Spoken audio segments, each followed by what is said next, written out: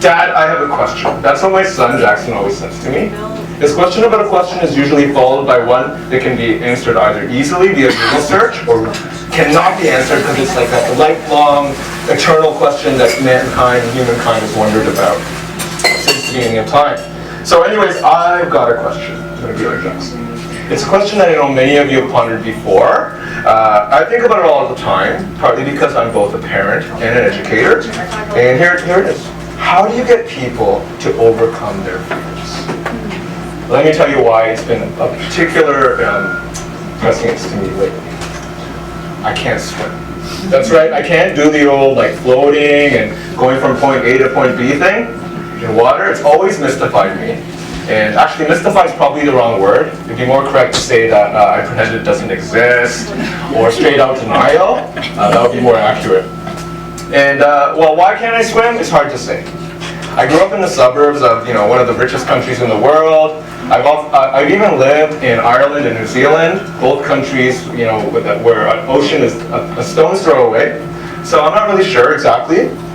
But actually, the truth is I kind of know, but I don't want to get into all the reasons. And I'm a little averse to talking about it. You probably have to buy me a drink later to get more. And it's not even that it's all that dramatic. But one thing I have learned in meeting other non-swimmers like me is that it's kind of like Tolstoy's Anna Karenina. I missed that. And how bad am I at swimming, you ask? Well, I almost killed my own wife because of my inaptitude. Once in our travels in a South Indian beach, I got thrown under the undertow, and my wonderful wife decided, hey, I gotta save this lame loser. And I actually almost ended up killing her because I did the old panicking thing, and I almost took her down with me, like Romeo taking Juliet down into the abyss, sort of thing. So I'm so bad at swimming that the mere act of trying ends up possibly with my loved ones getting killed. Okay? And that's partly why I've been so unnaturally obsessed with my own kids learning how to swim. Like I'm like a dictator with it, right? But that eventually came to the problem where my children said, but Daddy, why can't you swim? And why should I take lessons when you don't? So that became a little bit of a problem because my response to that has always sort of been like, dum-de-dum-dum, oh, look over there. Wow, let's get some ice cream. It's always been a bit difficult, and it's been years that I've been going on this little ruse of pretending that that doesn't exist. And I think it's one of the first times my kids realize that, man, my dad, he's like mortal. He not only sucks at something, but his attitude kind of blows too. So that was tough. So anyway, it took years and years, but just last month I made the decision, I'm going to learn to swim. And, I can't keep telling my own kids that you gotta triumph over your fears and then not do it myself. So I thought I had to do it. And it's been awesome. The first couple of classes a few weeks ago was pretty tense. Like I can't remember the last time I stood with a bunch of adults, half naked, feeling so openly scared. And we were just like kindergarten kids on our first day of school ever, but it was kind of like half naked kindergarten kids with like mortgages and bad knees, trying to figure out what to do.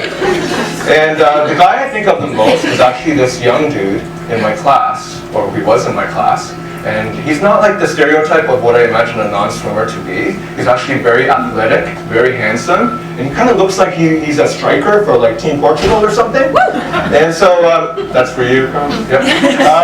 So there was a point in the water where I was with him because I was his partner, and he was hyperventilating. I could tell that nearly touching water was like a terrifying experience for him. It was like his whole body was being consumed by the fear. And it's so weird because our teacher is like this fresh-faced little boy when I look at him. And this person who's probably like 18, I'm always thinking, he must be wondering like, how did I get myself into this? And how am I supposed to teach these old folks?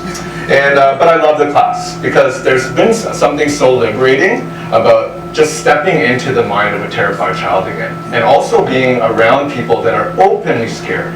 Because I find in my day-to-day life, I see fear everywhere, but most people do our best to hide it. And so I find it actually refreshing to be around that, to be people just saying, I'm scared, like literally. And so the thing I'm learning is that you can't just throw it away. You can only chip away at it very, very slowly, and my time's run out. But my question to you is really, like, I hope that you have an opportunity pretty soon to take on one of your fears. And you know, my question that I'm leaving you with is, how do you think you will overcome it? So thanks very much. Peace out.